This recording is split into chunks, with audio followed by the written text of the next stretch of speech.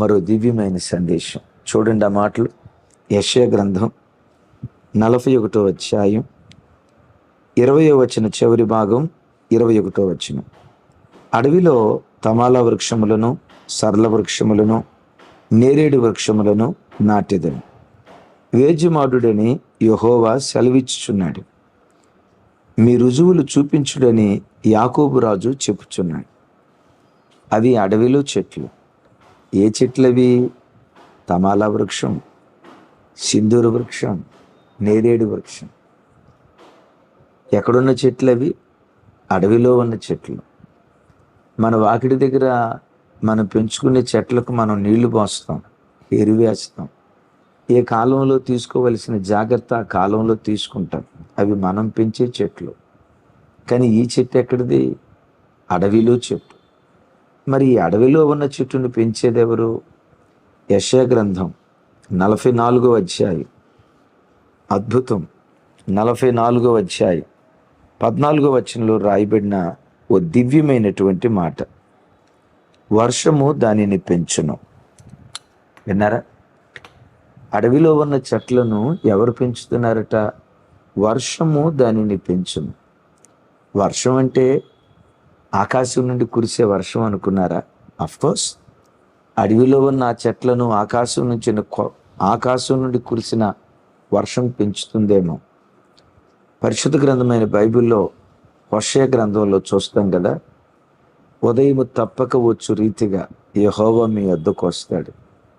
వర్షం తప్పక వచ్చు రీతిగా వర్షము వలె దేవుడు మిమ్మల్ని దర్శిస్తాడు అని హోషేయ గ్రంథంలో రాయబడింది. ఆ రెఫరెన్స్ ఎక్కడో మీ మెదడు కూడా కాస్త మేత పెట్టాలా, నేను రెఫరెన్స్ చెప్పట్లా, ఎరిగిన వాళ్ళు కింద రాయండి. వర్షం తప్పక, ఉదయం తప్పక వచ్చు రీతిగా యెహోవా వస్తాడు, వర్షం వల్లే దేవుడు మీ వద్దకు వస్తాడు అంటాడు. అంటే ఇప్పుడు చెప్పండి, వర్షం ఎవరికి గుర్తు?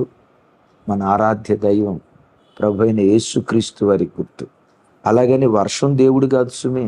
పొరపాటున వర్షం కురిసేటప్పుడు దేవుడు వస్తున్నాడు అని వానకు దండం పెట్టారు గాక.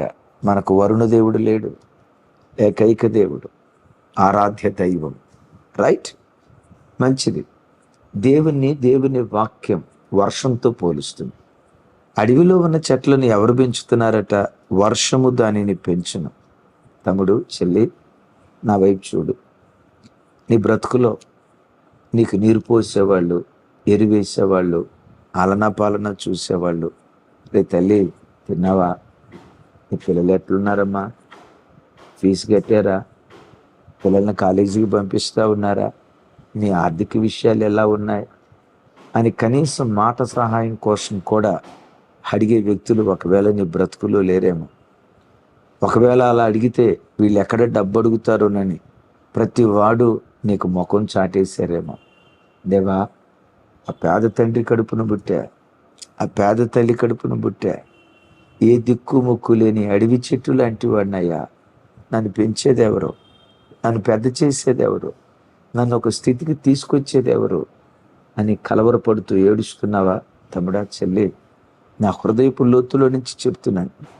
అడవి చెట్లను వర్షం పెంచినట్లుగా ఏ దిక్కు మొక్కు లేని నిన్ను వర్షం వంటి దేవుడు యేసు నామం పేరిట నిన్ను పెంచబోతూ ఉన్నాడు. యేసు నామం పేరిట వర్షం వంటి దేవుడు నిన్ను పెద్దవాడిగా చేయబోతూ ఉన్నాడు. ఆకాశమా ఆలకించు, భూమి చెవియొగ్గు, ఈ చిన్నవారిని పెంచి నేను పెద్దవారిగా చేశాను లేఖనాల్లో అన్నాడు కదా. ఆ మాటే భవిష్యత్తులో నిన్ను గూర్చి నిశ్చయంగా అన్ని ప్రజలు చెప్పుకునేటట్లుగా యెహోవా బాహువు నీకు తోడయుండును గాక. అయితే అలా చేయనట్లుగా పదే పదే దేవుని సన్నిధిలో దేవునితో వేద్యమాడాలి. విన్నారా? దేవునితో వేద్యమాడాలి. యేసయ్యా,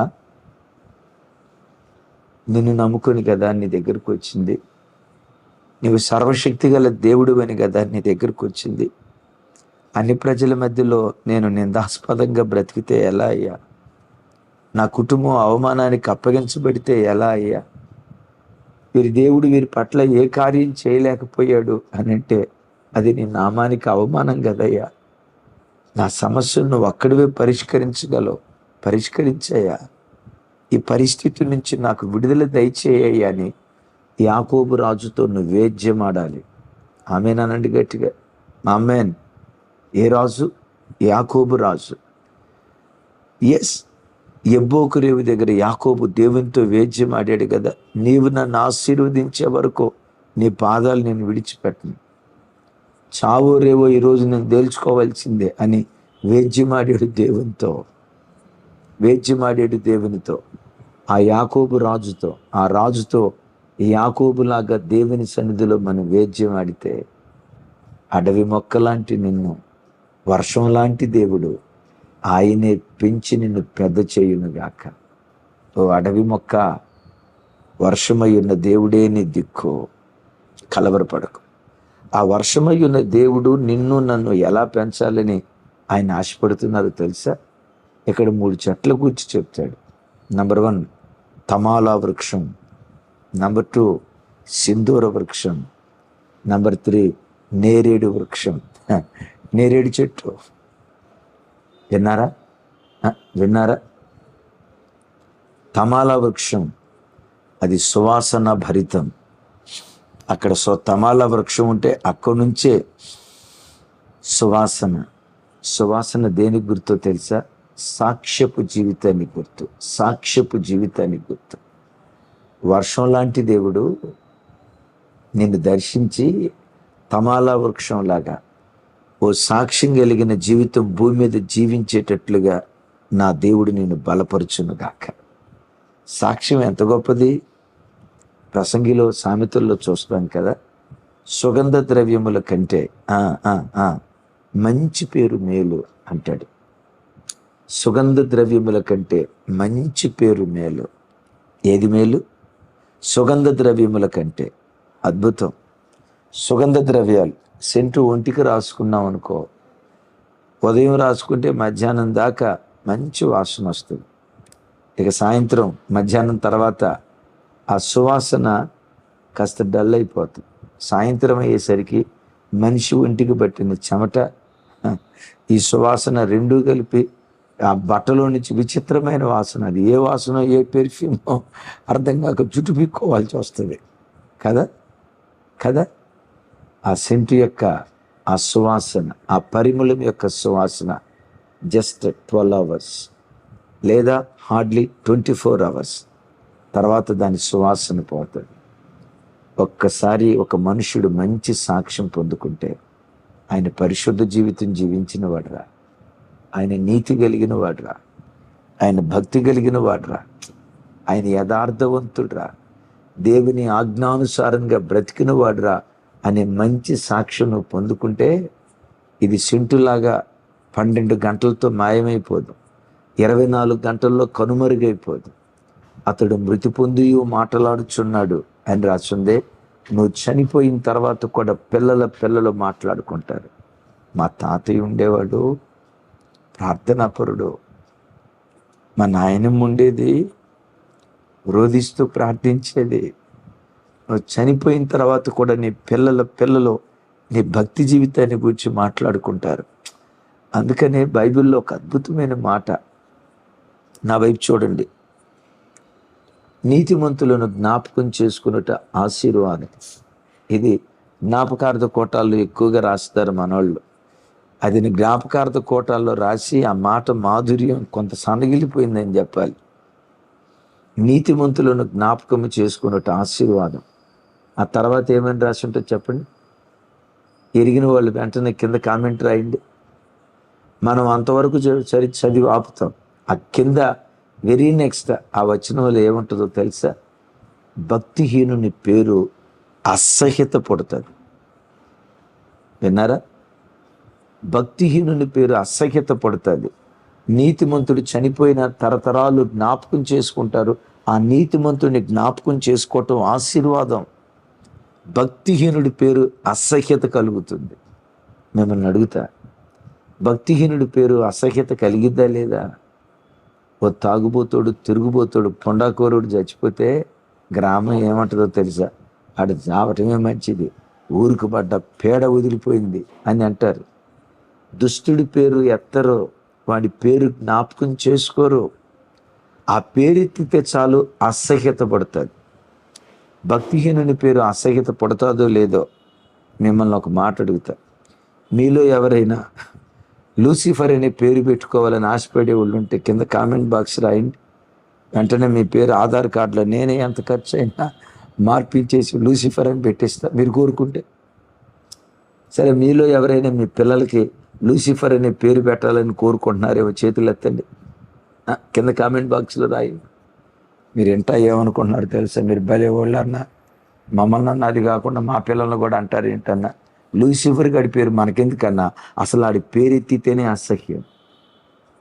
రైట్? ఎందుకు? భక్తిహీనుడి పేరు అసహ్యం కలుగుతుంది. నీతిమంతుని తరతరాలు జ్ఞాపకం చేసుకుంటారు. వాడు సుగంధ తైలం కంటే మరి శ్రేష్టమైనటువంటి వాడు. భక్తిహీనుని పేరు ఎంత అసహ్యత ఉంటుందో నీతిమంతుల్ని ఎలా జ్ఞాపకం చేసుకుంటామో.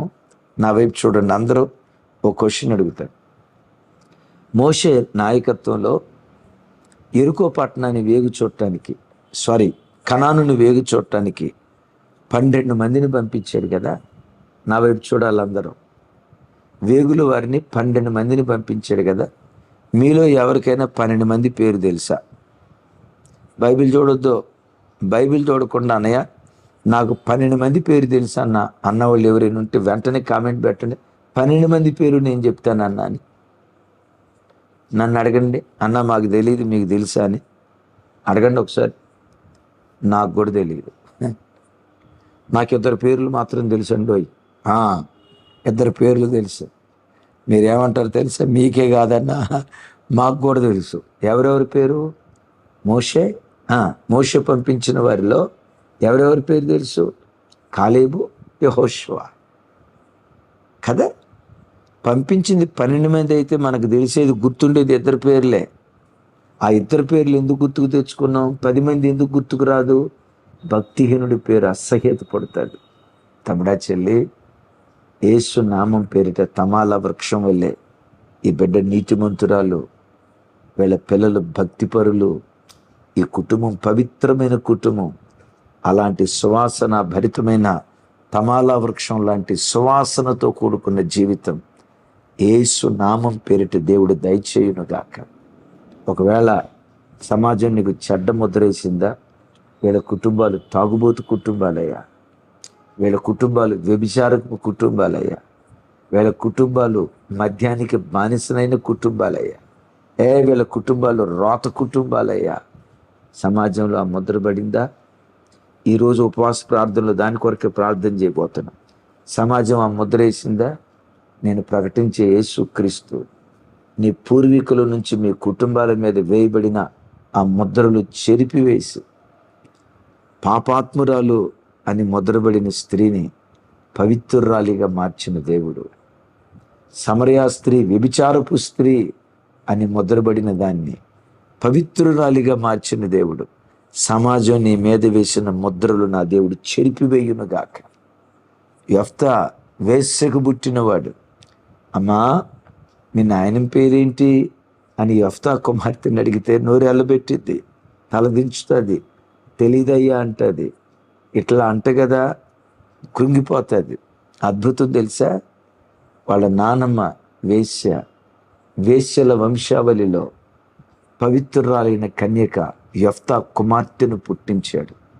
యెఫ్తా కుమార్తె తమాలా వృక్షం. నీ గర్భాన నీ ఇంటిలో కూడా తమాలా వృక్షాలను నా దేవుడు లేవనెత్తునుగాక. అలా లేవనెత్తేటట్లుగా యాకోబు రాజుతో వేద్యమాడు. విన్నారా?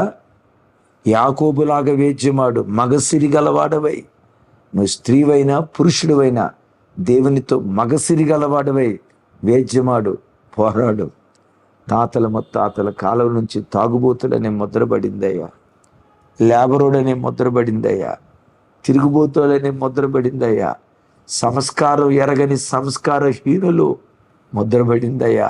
సంస్కారవంతుడా, సంస్కారవంతమైన కుటుంబాలుగా మా కుటుంబాలను చేయయ్యా. యాకోబు రాజుతో వేద్యమాడండి. యాకోబు దేవుని బ్రతిమలాడుకున్నట్లుగా బ్రతిమలాడుకుందాం రండి. రెండోది అంటాడు, అడవిలో దేవుడు పెంచే రెండవ చెట్టు, ఆయన పెంపకం, ఆయన నాటే చెట్టు సరళ వృక్షం అని వ్రాయబడి ఉంది. సరళ వృక్షం పరిశుద్ధ గ్రంథమైన బైబిల్లో ఎన్నో ఆధ్యాత్మిక అర్థాలకు గుర్తుగా ఉంది. మెట్టుకు రెండు చెప్తాను. ఏస్కేల్ గ్రంథంలో చూస్తాం, సరళ వృక్షంతో ఓడలను తయారు చేసినట్లుగా. ఓడ సముద్రంలో ప్రయాణమే వెళ్తుంది కదా. సముద్ర ప్రయాణం అంత సాఫీ అయిందేం కాదు. అలల తాకిడి, కెరటాల తాకిడి, ఎన్నో ఆటుపోట్లు అది తట్టుకోవాలి. ఆటుపోట్లు, అలల తాకిడి తట్టుకోవాలంటే కర్ర చాలా బలమైనదై దృఢమైనదై ఉండాలి. అలా అలల తాకిడిని తట్టుకొని నిలవబడగలిగే కర్ర సరళ వృక్షపు మ్రాణం. విన్నారా? సరళ వృక్షం అంత దృఢంగా బలంగా ఉంటాడు. తమ్ముడు, దేవునితో వేద్యమాడు. ఓ దృఢమైన వాడిగా, ఓ ధైర్యవంతుడిగా, ఓ పరాక్రమవంతుడిగా నా దేవుడు నిన్ను మారుస్తాడు. ఈరోజు లోకంలో ఉన్న ప్రజలు నేలుబడి చేస్తూ ఉంది భయం, పిరికితనం. ప్రతి చిన్నదానికి కృంగిపోయి ఈ బ్రతుకు బ్రతికే కంటే చస్తే పోయింది. ఎందుకు ఈ బ్రతుకు బ్రతక వేస్ట్, ఈ లైఫ్ వేస్ట్, ఈ బ్రతుకు వేస్ట్. చిన్న చిన్న సమస్యలకే ప్రజలు కదిలిపోయి ఆత్మహత్య వైపు వెళ్తున్నారు. ఆటుపోట్లు తట్టుకోలేకపోతున్నారు. ఆ మధ్య ఒక ఆయన అన్నాడు, రాబోయే తరం, ప్రస్తుత తరం చాలా సున్నిత తరం. మన కాలంలో అంటే నా వయసులో సహజంగా పాతకాలపు మనుషులు డక్కా మొక్క తిని అన్నిటికీ తట్టుకొని రాటు తేలినటువంటి వాళ్ళు. కానీ ఈ కాలం పిల్లలు చాలా సున్నితమైన వాళ్ళు. చిన్న చిన్న వాటికి కదిలిపోయి సూసైడ్ వైపు వెళ్తున్నారు. అయ్యలారా, అమలారా, ఈరోజు ఉపవాస ప్రార్థనలో ప్రత్యేకంగా ఈ ప్రార్థన కూడా చేయబోతున్నాం. మన పూర్వీకుల్లో, మన కుటుంబీకుల్లో ఎవరైనా ఆత్మహత్య చేసుకొని చనిపోతే ఆ దురాత్మ కొన్ని సందర్భాల్లో కొన్ని ఏళ్ల మీద పనిచేస్తుంది. వారి తాత సూసైడ్ చేసుకున్నాడట. ఆ తర్వాత ఇట్లా వంశపారంపర్యంగా ఈ దురాత్మ కొన్ని కుటుంబాలను ఏలుబడి చేస్తూ ఉంది. ఆ శాపపు కాడి వెర్రగొట్టబడేటట్లు ఈరోజు ఉపవాస ప్రార్థనలో ప్రార్థన చేయించమని పరిశుద్ధాత్ముడు నా హృదయాన్ని పురికొల్పారు. అయితే సుమి, యాకోబు రాజుతో వేద్యమాడితే నీలో ఉన్న పిరికితనం, నీలో ఉన్న కలవరం, ప్రతి దానికి కృంగిపోయే మనస్తత్వం నీలో నుంచి తొలగించి ఎన్ని ఆటుపోట్లు ఎదురైనా ధీరుడిగా, శూరుడిగా ఎదుర్కోవటానికి కావలసిన ధైర్యం, విశ్వాసపు ఆత్మ నీకు దేవుడు దయచేస్తాడు. ఆమేన్. ప్రతిదానికి విరిగిపో, ప్రతిదానికి కదిలిపో, ప్రతిదానికి నీ విశ్వాసవడ బ్రద్దలు కాదు. ఎన్ని ఆటుపోట్లు ఎదురైనా విశ్వాసంతో ఎదుర్కొనే ఆ పరాక్రమం దేవుడు నీకు అనుగ్రహించునుగాక. రెండవది, సరళ వృక్షాన్ని గురించి హోషేయ గ్రంథంలో రాసి ఉంటుంది, నేను చిగురు పెట్టు సరళ వృక్షపు వంటి వాడను. ఎందుకు ఆ మాట అన్నాడో తెలుసా? సరళ వృక్షం ఒకానొక సందర్భంలో చూస్తే, అరే ఎండిపోయిందిరా ఇది, ఇక రేపో మాపో నరకాలరా, పొయ్యిలో పెట్టుకోవటానికి ఇది పనికి వస్తుందిరా, ఇక ఇది బ్రతకదు, ఎండిపోయింది, చచ్చిపోయింది అని అనుకుంటూ ఉంటుండగానే చిన్నపాటి చిగురు పుట్టి, నేను చావలా, నేను బ్రతికే ఉన్నా, చూడండి మరలా నేను మహావృక్షం అవుతానని ఉన్నపాటున ఆ సరళ వృక్షం పచ్చటి చెట్టుగా మారిపోతుంది. తమ్ముడు, ఎండిపోయినట్లుగా కనపడుతున్నావా? ఇక జీవితంలో ఏమీ మిగలలేదు. ఆకులన్నీ రాలిపోయాయి, ఫలాలన్నీ రాలిపోయాయి. బాగుపడుతుంది కుటుంబం అనే నిరీక్షణ లేదయ్యా. మంచి రోజులు వస్తాయి అనే నిరీక్షణ లేదయ్యా. నేల మట్టుకు నరకబడ్డా, ఇక అయిపోయింది నా బ్రతుకు అన్నట్లుగా నీ పరిస్థితి అయిపోతుందా? శుభవార్త, యాకోబు రాజుతో వేద్యమాడు, కన్నీళ్లు విడు. యాకోబు ఎబ్బోకు రేవు దగ్గర దేవునితో వేద్యమాడినట్లుగా దేవుని సన్నిధిలో వేద్యమాడు. అలా కన్నీటి చుక్కలు విడిస్తే, యోబు గ్రంథంలో నాకు బహు ఇష్టమైన ఓ మాట ఉంది. చూడండి, యోబు గ్రంథం 14వ అధ్యాయం 8, 9 వచనాలు. దాని వేరు భూమిలో పాతదైపోయినను, దాని అడుగు మొద్దు మంటిలో చిక్కిపోయినను, నీటి వాసన మాత్రము చేత అది చిగుర్చును, లేత మొక్క వలె అది కొమ్మలు వేయదు. ఓ చెట్టు ఉంది, మొదలు వరకు నరకబడింది, మొద్దు చీకిపోయింది, వేర్లన్నీ పాడైపోయాయి, అది మొద్దయిపోయింది. కానీ అద్భుతం తెలుసా, నీటి వాసన ఆ ఎండిపోయిన వేర్లను దర్శించిన తోడనే అద్భుతం అక్కడ రాస్తాడు. నీటి వాసన మాత్రము చేత అది మరలా చిగుర్చును కదా, లేత కొమ్మలు వేయును కదా. తమ్ముడా చెల్లి, మొద్దులాగా ఎండిపోయావా? నీ కన్నీటి నీటి వాసన చేత మరలా దేవుడు చిగురింప చేస్తాడు. మూడో మాట అంటాడు, నేరేడు చెట్టు, అది ఔషధ గుణం. చాలా విషయాలు ఉన్నాయి. నేరేడు చెట్టు ఔషధ గుణం. నేరేడుకాయలు మార్కెట్లో పెడితే చూడండి, కిలోలు కిలోలు కొనుక్కొని వెళ్ళిపోతారు. అది మహా గొప్ప ఔషధ గుణం. షుగర్ పేషెంట్లకి, కిడ్నీ, ఇట్లా ఎన్నో బలహీనతలు కలిగిన వాళ్ళకి ఔషధ గుణం. యాకోబు రాజుతో వేద్యమాడు, నీ శరీరంలో ఉన్న ప్రతి బలహీనతను తొలగించి నీ శరీరాన్ని నిలుబడి చేస్తున్న రోగపు దురాత్మను దేవుడు పారద్రోలి ఔషధం, ఆరోగ్యాన్ని నా ప్రభు నీకు దయచేస్తాడు. యాకోబు రాజుతో వేద్యమాడు, స్వస్థపరుచు యెహోవాగా. హిజ్కియా యాకోబు రాజుతో వేద్యమాడలేదా? ఆ వేద్యాన్ని దేవుడు ఆలకించి హిజ్కియా పట్ల అద్భుతం చేయలేదా? ముగిస్తున్నా. అడవి చెట్టువా, దిక్కు మొక్కు ఆలనా పాలన లేనివాడివా, వర్షం దాన్ని పెంచుతుంది. వర్షం వలె నా దేవుడి ఉదయకాలం నిన్ను దర్శించునుగాక. వర్షం వలె దేవుడు నీ వద్దకు దిగివచ్చునుగాక. వర్షం వలె నా దేవుడు నిన్ను పెంచునుగాక. ప్రార్థన చేస్తాను. ఉపవాస ప్రార్థనలో కలుసుకుందాం. తండ్రి, మాతో మాట్లాడావు అయ్యా, వర్షం దాన్ని పెంచును. లోకంలో దిక్కు ఏ మానవ ఆధారం లేని బ్రతుకులయ్యా, వర్షం దాన్ని పెంచుతుంది అన్నావు కదా. వర్షం వల్లే మా ఎదుకు వచ్చే దేవుడు. ఏ దిక్కు మొక్కు లేని స్థితిలో ఒంటరి బ్రతుకు ఎవరు బ్రతుకుతున్నారో వాక్యం వింటుండగా వర్షం వల్లే వారిని మీరు దర్శించుదురుగాక. వర్షము దానిని పెంచును అని వ్రాయబడిన మాట ఇదిగో ప్రార్థనలో ఏకీభవిస్తున్న ఒక్కొక్క బిడ్డ జీవితంలో మీరు స్థిరపరచుదురుగాక. తమాలా వృక్షం వలె, సరళ వృక్షం వలె, నేరేడు వృక్షం వలె నీ పిల్లలను పెంచి మీరు పెద్ద చేయుదురుగాక. సమస్త ఘనతలు మీకే ఆరోపిస్తూ యేసు నామం పేరిట ప్రార్థించి స్తుతించి పొంది ఉన్నాం తండ్రి. ఆమేన్. తండ్రి అయిన దేవుని ప్రేమ, కుమారుడైన యేసు క్రీస్తు వారి దివ్య కృప, పరిశుద్ధాత్మ దేవుని సహవాసం మనకు సకల పరిశుద్ధులకు సదా తోడై ఉండి నడిపించునుగాక. Amen, amen, amen. Thank you. కృపా సమాధానాలు మనందరికీ తోడై ఉండునుగాక.